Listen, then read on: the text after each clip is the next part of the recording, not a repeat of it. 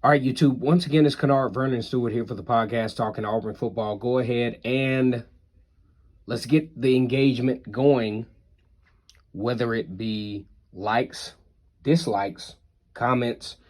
As a matter of fact, go ahead and flood the comment section as to where you are from.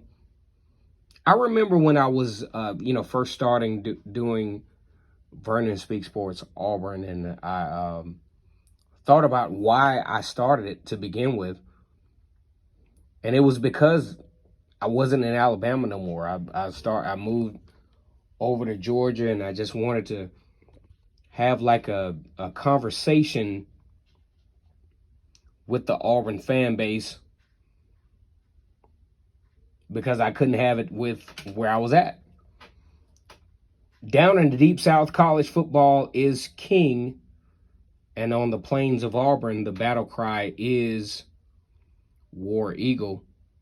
Go ahead and subscribe to the channel. And as always, it's great to be an Auburn Tiger, War Eagle. We're going to talk about some of the takeaways from this Auburn versus Ole Miss game, which was a huge win for the Tigers. 2 weeks in a row, Auburn prevails against a top 25 football team. Just want to share y'all thoughts on this. Of course, the media is going to say, well, Ole Miss was injured, Ole Miss, blah, blah, blah, blah, blah. But that's where your strength and conditioning and recruiting and all those other items come in. Before we get into this Auburn versus Ole Miss review, we want to talk about Bryan Harsin and how we got to this spot to begin with. Auburn 6-2. Auburn in the driver's seat of the SEC West. They went out. Obviously, will be the representative for the SEC West in the Southeastern Conference Championship. Presumably, if we look at what we look at now, could set up a rematch similar to 2017 with the Georgia Bulldogs in the Southeastern Conference Championship. Go ahead and leave your opinions of that as we get into the content. Now, Bryan Harsin talked a lot in his initial presser. Well, let's just rewind it even more so. Auburn gets the win over Mississippi State in the finale in 2020. Many of you remember where you were the morning after when Gus Malzahn, doing the goofy dance that he did after the Mississippi State game in 2020. And many of you remember where you were when you found out that Gus Malzahn would no longer be the head coach for the Auburn Tigers. As a matter of fact, Gus Malzahn now the head coach of University of Central Florida, who have had a somewhat of a storied program that actually included Gus Malzahn 2017. Central Florida pushed the envelope by winning that game over Auburn in an undefeated season, where many thought that Central Florida should have been considered a team that should have been in the college football playoff, and the win over Auburn did not hurt their cause. Even so, the following year, UCF really did a number with LSU, even though not winning that game. Starting the deal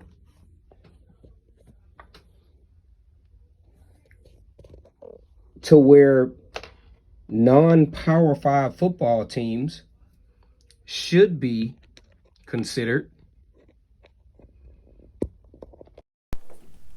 to be in the college football playoff. We think about now with Cincinnati. Now we're being extra critical of Cincinnati, considering their schedule, considering all things involved. I mean, I'm an advocate to say that they all but had the game against Georgia in the Peach Bowl in Atlanta last year. They played a really good football team in Georgia. Really should have. Well, I'm not going to. I never say that a team should have won a game, but they had a really unique opportunity to win that game, and it would have been huge for that program. So now that we shift gears to Auburn, Auburn onboards Brian Harsin, 2021. He inherits, at the time, arguably one of the worst recruiting classes in recent history for the Tigers, but he managed to get some guys on and finish off with a respectable class. And we go to checkpoint number one with Brian Harsin. Number one, Brian Harsin understood what he was walking into. You got a lot of guys leaving. You got a lot of guys who are there but still under the Gus Malzahn, mentality, so to speak. But I think Brian Harsin did himself a really good service by taking advantage of the transfer portal. You talk about guys like Donovan Kaufman from Vanderbilt. You talk about guys from like Demetrius Robertson from Georgia, wide receiver, former five-star recruit. Marcus Harris, who was actually from Alabama that went to Kansas but transferred back to Auburn via the transfer portal. Then you have Tony Fair. You have Andrew Leota. And you have Badarius Knighton. You have all of these guys who have contributed to what Auburn has now as far as depth, as far as experience, and now putting Auburn in a pivotal point to where Auburn can possibly, again, make a statement to be the first two-loss team that can manage their way into the college football playoff. Number two, I really think Brian Harsin did a really good job, and his staff, of convincing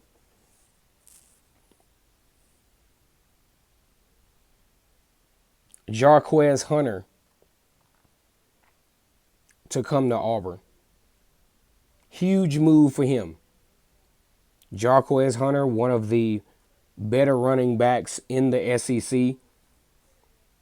And statistically, when you look at yards per carry, one of the better running backs in the country, which was predicated by a 90-plus yard run against Alabama State, which turns out in the record books for Auburn, the longest carry in Auburn history. That's number two.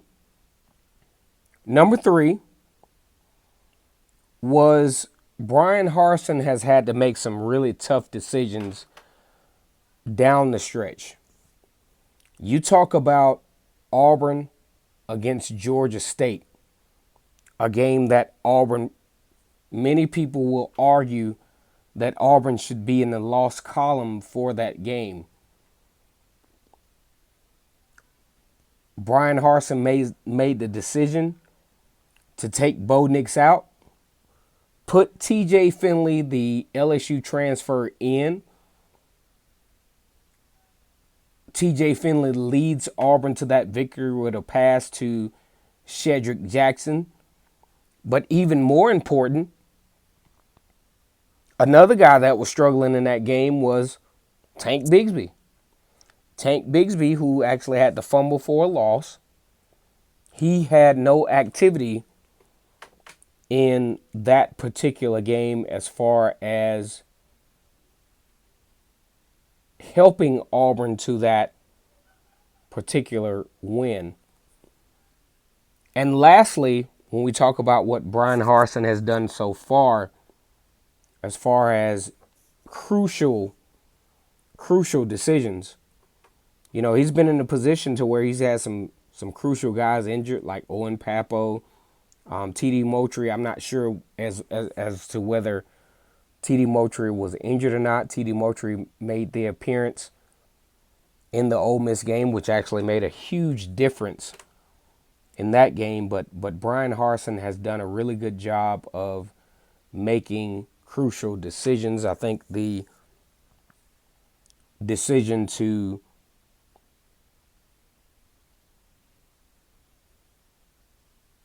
fire Cornelius Williams was very, I mean, at the surface, everybody was like, what is going on here?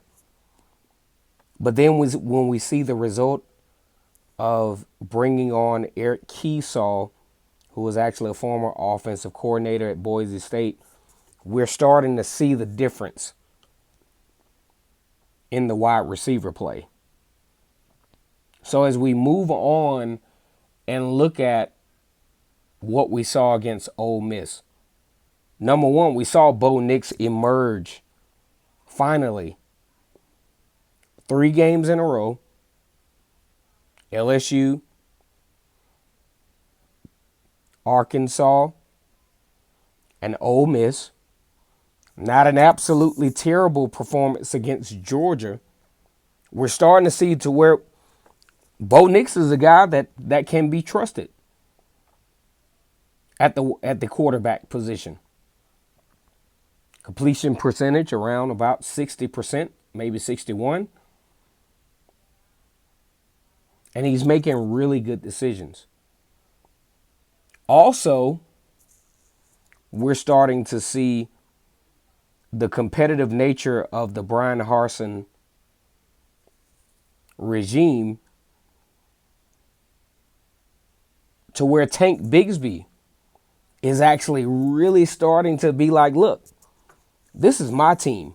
I mean, no disrespect to Jarquez Hunter, but this is my team, and I want to be the guy.